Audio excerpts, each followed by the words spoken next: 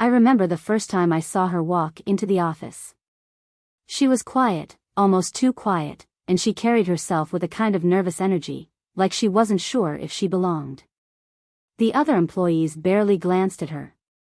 To them, she was just another new hire, probably an intern, someone they didn't need to pay much attention to. She was young, maybe in her early 20s, with a simple dress and a small notebook clutched tightly in her hands. She smiled shyly at people, but most didn't smile back. In a place like this, where experience and connections meant everything, she was invisible. No one cared about the quiet girl who sat at the corner desk, typing away and keeping to herself. I noticed how they treated her. They ignored her ideas in meetings, barely acknowledged her greetings, and even made jokes when they thought she couldn't hear. It wasn't outright cruel, but it was dismissive, the kind of treatment that slowly eats away at a person's confidence. I could tell she felt it, but she never said a word. She just kept working, kept showing up, kept trying. She was always the first one in the office and the last one to leave. She took notes diligently, listened more than she spoke, and never once complained. There was a quiet determination in her, something unshakable, but no one cared to notice. They assumed she was just another ordinary girl trying to find her way, unaware that she already knew exactly who she was. She never bragged about her knowledge, never boasted about her achievements, and never tried to stand out. But that didn't mean she lacked talent. I watched her work through difficult problems, finding solutions that others overlooked. I saw her offer help to coworkers who barely acknowledged her presence, her kindness never wavering despite their indifference. She didn't seek validation, but I could tell she deserved it. And yet, it never came. Then, everything changed. One morning, the CEO himself walked into the office, a rare occasion.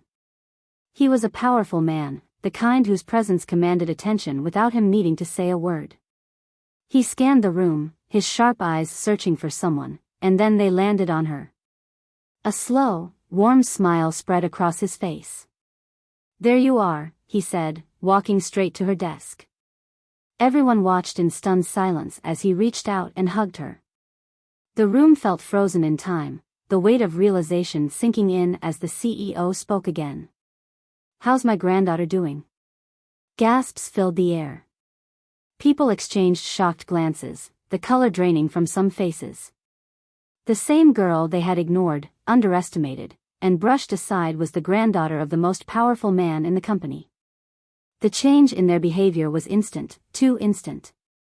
Suddenly, people were smiling at her, their voices warmer, their interest in her work suddenly genuine.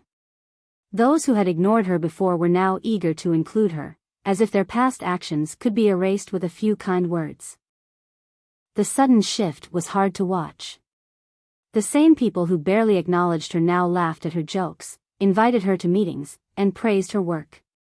But I saw something in her eyes. It wasn't joy or satisfaction, it was disappointment. She hadn't needed their approval before, and she certainly didn't need their fake respect now. All those days she spent proving herself, all the hard work she put in, it should have been enough. But it wasn't, not until they knew her last name. And that realization hurt more than their initial indifference ever could. The CEO must have noticed it too, because he chuckled and shook his head.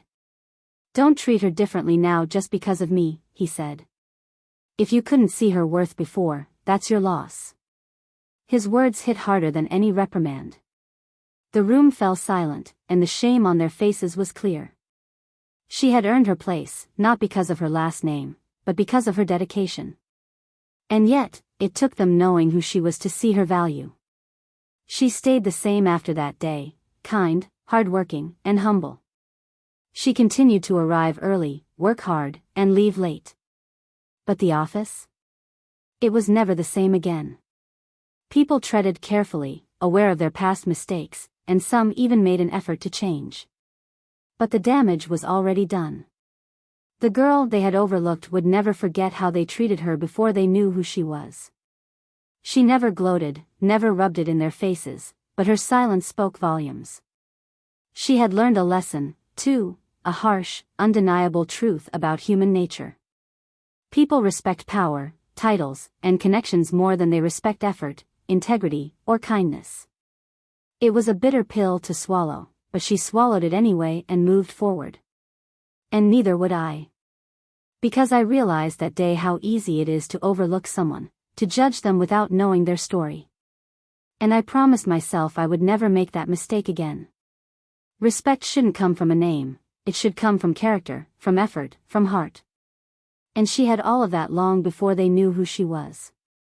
As the days went on, the office adjusted. Some tried to make up for their past mistakes, but she never let herself be fooled by their sudden kindness. She still worked hard, not for their approval, but for herself. And for that, she had my deepest respect. Because she wasn't just the CEO's granddaughter. She was someone who had already earned her place, long before anyone else realized it. Hello, amazing viewer. Thank you so much for watching. If you enjoyed this video, don't forget to hit that like button, thumbs up, subscribe to the channel for more awesome content, and ring the notification bell so you never miss an update. I'd also love to hear your thoughts in the comments section below. Let me know what you think. And if you found this video helpful or entertaining, please share it with your friends and family. Your support means the world to me and helps this channel grow. Thank you for being here, and I'll see you in the next one.